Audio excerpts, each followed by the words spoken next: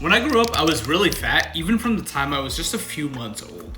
At my heaviest weight, when I was 15, I was up to 235 pounds at only 5'8".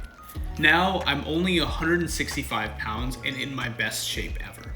Being overweight actually runs in my family, and being from a South Asian descent, I don't have extremely athletic genetics, but that didn't stop me from getting into my best shape ever, and since then I feel really good, really healthy, and I'm able to enjoy a really well-balanced life as well, which is super important to me.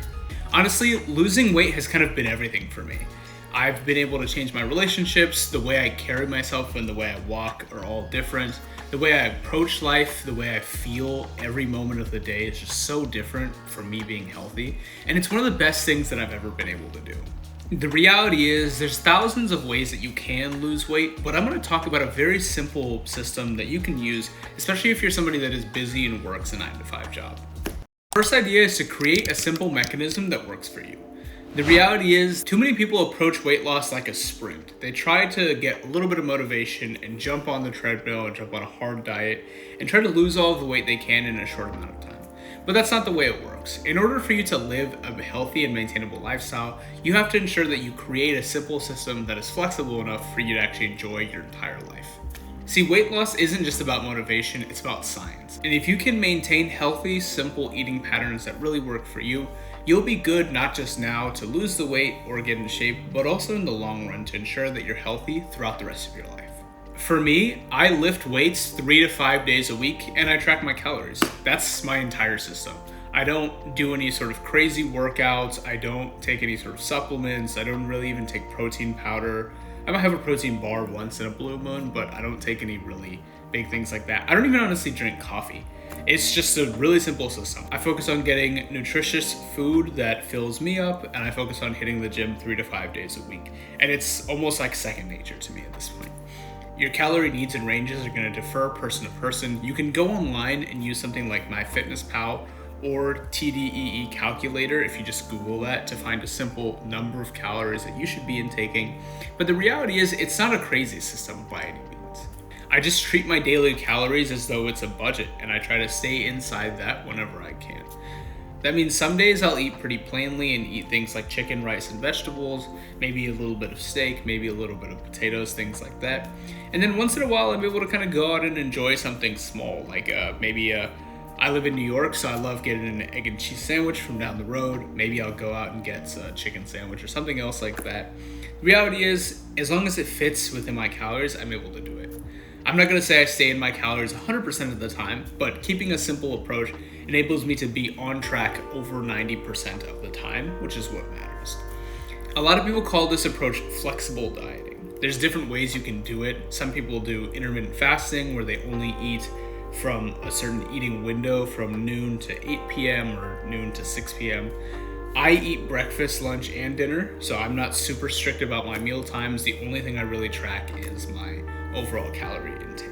I do adjust this a little bit as well. If I know that I'm going somewhere in the evening, let's say a day in advance, I might try to push off eating a little bit that morning into the afternoon, eat something small, and then sort of save some more of those calories for dinner. So it's pretty simple, it's pretty flexible. But at the end of the day, my system is just lifting weights 3 to 5 times a week, and then tracking my calories. And I know as long as I'm doing those, I'm good for the most part.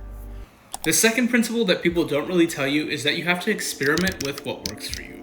The reality is with fitness nowadays, there's tons of people trying to sell you different programs or courses, eating plans, etc. that work for them, but may not really work for you. Everybody's body responds a little bit differently to different foods. That might be from the way you grew up or just the things you like eating. For me, I know the things that really fill me up are some degree of protein, and honestly, if it has a little bit of fat within the meat, that helps too. And then I usually have to have a little bit of carbs, like some rice or something with most of my meals. It doesn't have to be a lot, it just has to be a little bit. And for me, that can mean a lot of different things. I've experimented, like I said, with a bunch of different diets. I've tried intermittent fasting, I've tried one meal a day, I've tried no carbs, I've tried vegan diets, etc. I've tried a lot of different things just to see, because I mean, somewhere on the internet, somebody says all of these things work, and the reality is they do. But they kind of come down to a couple key principles, and that's sort of just tracking your calories. So I don't really restrict myself on any food groups. I just sort of try to get a well-balanced diet of fruits, vegetables, whole foods, lean meats, some carbs, but high quality carbs like rice and other things of that nature. I try to stay away from sugary foods in general. Those just don't fill me up at all. And I know what works for me, so I just stick to those things. When I eat breakfast, I don't eat anything that's like cereal or anything like that. I just stick to more whole food. So I might do eggs in the morning. Sometimes I'll do cottage cheese in my eggs. I love that. It tastes great. But it's just what works for you. A lot of people try different things like having a big dinner and saving calories for there. One of the things I found for me that really works is like having a pretty big lunch. So sometimes I might do just a tiny bit for breakfast, have a pretty sizable lunch, and then a small to medium sized dinner. But again, if I'm going somewhere, then I might flip that on its head and say, hey, well, probably just gonna eat a very light breakfast, very light lunch, and then save those for dinner. And everybody's hormone levels and lifestyle is different too. You might have a job that's demanding early in the morning, and so intermittent fasting probably won't work for you. So you gotta kind of find what fits your lifestyle, and don't be afraid to experiment either. That's kind of the big thing. The third idea is to balance your life from early on. Nowadays, you hear about a lot of influencers like David Goggins who basically lock themselves into a cave for a couple months, eat 500 to 800 calories, and then come out completely shredded. And if that works for you, that's completely fine. But for a lot of people, that just doesn't work. A lot of people have family responsibilities. A lot of people have jobs that they have to stay mentally sharp for. A lot of people have other sorts of responsibilities too. And so you want to make sure you have balance in all those things. You don't want your fitness to sort of cause all of those things to suffer. That's why I always choose sort of a maintainable but on calorie deficit amount of food or calories whenever I'm trying to lose weight. And I don't overly restrict myself. I think one of the things that's really nice about my flexible approach is that I'm able to basically eat more or less whatever I want. Like if I choose to have pizza, I rarely do, but if I choose to have pizza, then it'll be in limited quantities, but I can still have some. I might have it with something else. I might eat something else before, like some vegetables and chicken that I know are gonna keep me full so that I can have a slice of pizza, but that doesn't mean I can't have pizza. I think one of the things that's really helped for me too is over the past couple of years, I've done a ton of travel. So I've been in travel jobs. I've basically lived in multiple cities at the same time. And so I don't really have a very strong routine where I can continuously meal plan and meal prep every week. But the fact that I have this simple system has really kept me in shape throughout all of the different things and travels that I do. Without this sort of system, I think I would have been in terrible shape. And don't get me wrong, there are times when I have to go visit family and they might eat a little bit more and I have to sort of adjust myself before and after, like maybe do a little bit of a cut afterwards. But for the most part, I'm able to maintain a really good shape, enjoy all these family, friends, activities by simply keeping a system that works for me. As long as I know that I can sort of adjust my calories, I'm good to go. And again, you don't want to let any of your primary responsibilities go by the wayside, whether that's your friendships, your family relationships, or your job, the thing that keeps you fed in general. Like, you don't want those things to suffer because you're eating 500 calories a day for weeks on end. So make sure that you eat enough so that your mood is good, your energy levels are good, you can perform well in the gym, etc. But just be on a slight calorie deficit, and that's kind of all you really need. There's not a ton of motivation or hard cuts. You just have to sort of build that simple system. And even though I have been talking a lot about keeping that sort of simple system, this last principle is figuring out why it's important for you. The thing about having a simple system is that even though it works and even though you can get into a routine, you still will have to find times where you resist overeating. You might go on family events or you might go on business trips or something where there's tons of food and drink options or whatever that are served to you, and you have to still be able to stick to your system. So even if you are going out and having ice cream for dinner or something, you have to keep it within those either calories or keep it within your macros or whatever your system sort of looks like for that day. Maybe you're eating one meal, whatever it is. You really have to help yourself understand why it's important to say no. You will build that mental discipline over time. The first time you do it, and then the second time you do it, and then the third time when you see that bowl of ice cream and you only want to have a little bit, it'll be so much easier.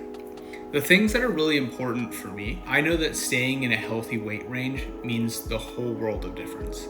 I have developed such a good self-image for myself by keeping healthy and keeping in shape. My self-confidence is through the roof. I know it's helped my career because the way I speak and the way I carry myself are completely different. My self-image of what I think is possible is very different than when I was overweight and saw myself in a completely different light. Honestly, my self-image is light years ahead of where it was before, and I really never thought I'd be here. It's helped me progress so much in my career. It's helped me progress in my relationships too. And if you're really early into your journey, there's no better time to start than now. I distinctly remember the day I decided to start losing weight when I was up at 235 pounds. Me and my family were actually on a cruise with a bunch of other families, which is a kind of a bad time to start losing weight because if you've been on a cruise, there's a bunch of buffets and unlimited food and whatnot. But I remember being on that cruise and looking at myself in the cruise door mirror and seeing my stomach starting to sort of hang over. And I was 235 pounds and really just not happy with the way I looked. I was exercising, I actually played sports, I played football, and so it helped to be big, but I knew that this just wasn't the life I wanted to lead anymore. I knew I wanted to be more confident, I knew I wanted to be somebody who was in shape and successful, and I had to take a stand right there. It's been 10 years since that point. I'm in the best shape of my life. It certainly has not been easy throughout this whole time. There's been times when my weight has fluctuated, I've gone to family events, my weight's gone up, I've had to bring it back down, etc.